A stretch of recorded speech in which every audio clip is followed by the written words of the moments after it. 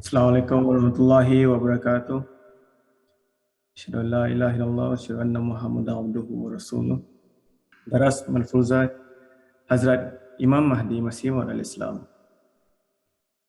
Keistimewaan bahasa Arab. Bahasa Arab sungguh ajaib. Ribat yang telah disentuh sejauh mana ia berkaitan peperangan, pertempuran duniawi dan taktik peperangan. Ia juga menzahirkan hakikat dan keistimewaan peperangan dalaman dan mujahadah jiwa. Ia satu silsilah yang menakjubkan. Sebab itu bahasa Arab dikatakan sebagai Ummul Al-Sinnah, yakni ibu segala bahasa. Ia mengeluarkan suatu perkara yang tidak mungkin dapat dijelaskan oleh bahasa lain. Dan insya-Allah ma'rifat ini akan zahir dengan begitu jelas dan harus melalui kitab Minanur Rahman. Sekarang ini saya telah mula menulis tentang kelebihan bahasa Arab. Dan juga untuk membuktikannya sebagai ibu segala bahasa, nanti akan dapat diketahui bahawa kajian orang-orang Eropah sangat lemah. Dan mereka juga akan tahu bahawa ibu segala bahasa yang telah dilupakan bukan hanya pada zaman ini di mana kebenaran suatu agama yang telah ditinggalkan dapat ditemui. Ia telah dijumpai dan ia adalah bahasa Arab. Dalam silsilah jasmani lughat bahasa Arab, ia juga diperlihatkan silsilah rohani. Sebabnya, perkara jasmani dan urusan jasmani dapat kita saksikan secara langsung dan hakikatnya kita boleh fahami dengan mudah dan senang. Jadi, dengan mengkiaskan atasnya, falsafah, silsilah rohani dan urusan rohani tidaklah sukar untuk difahami. Dan ini adalah kurnia dan berkat yang khas dari Allah Ta'ala. Dalam zaman yang penuh dengan kegelapan dan kesesatan ini, Dia telah menurunkan nur makrifat dari langit. Tujuannya ialah supaya orang-orang yang lupa dan tersasar dapat diperlihatkan jalan mereka dan juga menzahirkan jalan-jalan yang sebelum ini masih tersembunyi. Apakah itu? Perkara ini ialah falsafah dan hakikat bahasa Arab mubarak atas mereka yang menghargai kurnia Allah Ta'ala dan mereka yang bersedia untuk mengambilnya. Islam diberikan dua kekuatan perang. Sekarang lihat, inilah ribat yang disebut sebagai kuda-kuda yang ditugaskan untuk menjaga sempadan daripada ditembusi oleh musuh-musuh. Ini jugalah yang disebut sebagai jiwa-jiwa yang mendapat didikan untuk persediaan peperangan dengan syaitan yang sentiasa bergerak dalam diri insan. Memang benar apa yang dikatakan bahawa Islam diberikan dua kekuatan perang. Satu kekuatan ialah digunakan di barisan awal sebagai pertahanan dan serangan balas. Yakni apabila Arab musyrikin memberikan kesusahan, maka 1,000 orang akan menghadapi 100,000 orang kufar dengan memperlihatkan semangat keberanian mereka dan dalam setiap halangan.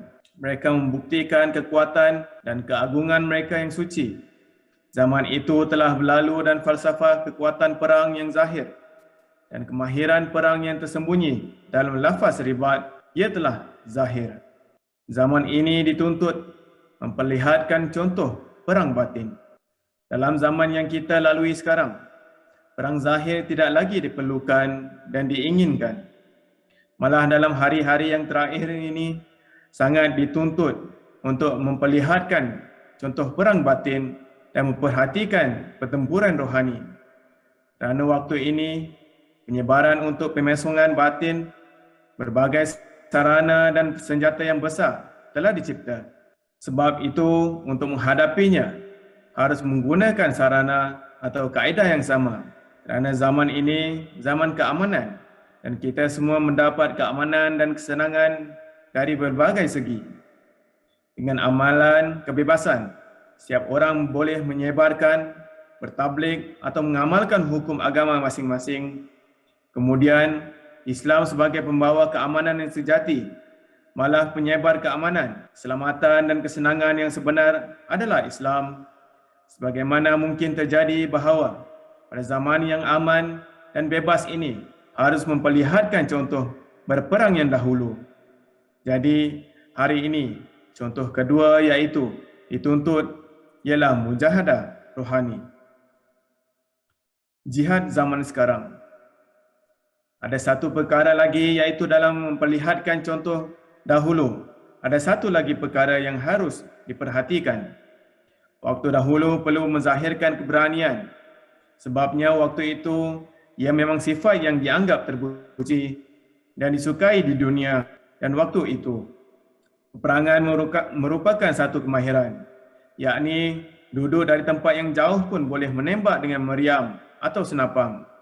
Tetapi pada zaman dahulu, orang yang paling berani ialah sanggup berhadapan dengan pedang. Sekarang ini, kemahiran berperang menjadi tempat berlindung orang penakut. Sekarang ini bukanlah lagi masanya menunjukkan keberanian, malah orang yang mempunyai peralatan perang yang moden dan meriam yang baru dan sebagainya, kemudian dia mahir menggunakannya, dia yang akan menang. Tujuan berperang dahulu adalah untuk menzahirkan semangat, keberanian yang tersembunyi dalam diri orang mukmin. Dan sebagaimana yang Allah Ta'ala inginkan, yang dizahirkan dengan begitu jelas. Sekarang, hal seperti itu tidak lagi diperlukan. Sebab itu, perang sekarang telah menjadi bentuk kemahiran dan alat-alat perang yang baru serta kemahiran yang ada sekarang ini telah menutupi mutiara yang sangat berharga dan terpuji ini.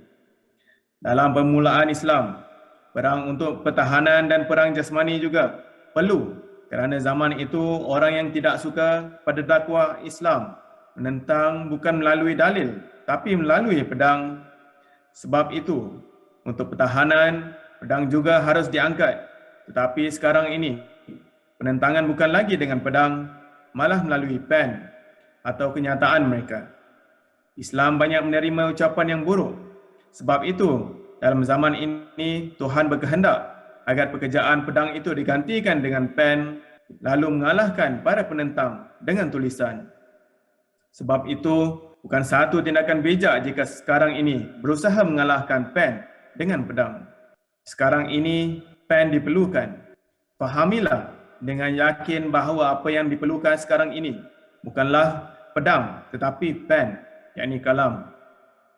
Para penentang kita yang telah membuat keraguan terhadap Islam dan hendak menyerang agama Allah, yang benar menggunakan pelbagai bidang sains dan kaedah, dia telah menarik perhatianku bahawa saya harus memakai senjata pen, turun ke medan sains dan kemajuan ilmu itu dan memperlihatkan keberanian rohani dan karisma kekuatan batin Islam sejak bila saya ada kelaikan untuk turun ke medan ini. Semua ini adalah kurnia Allah dan dengan pertolongannya yang tidak terhingga, dia menginginkan supaya kemuliaan agamanya dizahirkan melalui tangan hamba yang lemah ini seperti saya ini.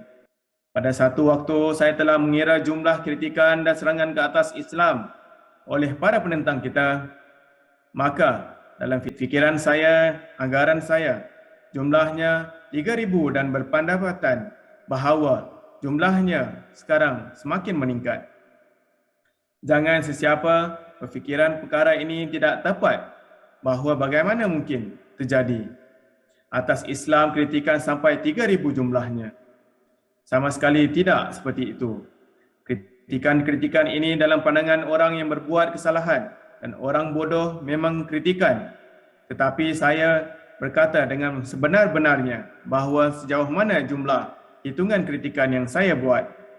Di sana juga saya renungkan bahawa asas kritikan-kritikan itu sebenarnya banyak yang tidak benar. Disebabkan tidak merenungkan secara mendalam, para penentang tidak dapat melihatnya. Dan ini juga adalah kebijaksanaan Allah Ta'ala, di mana pengkritik yang buta terperangkap. Di sana tersimpan khazanah, hakikat dan makrifat yang tersembunyi. Malfuzat, jilid 1, Urdu, halaman 48 hingga 51. Wa akhir dawana walhamdulillahi rabbil alamin.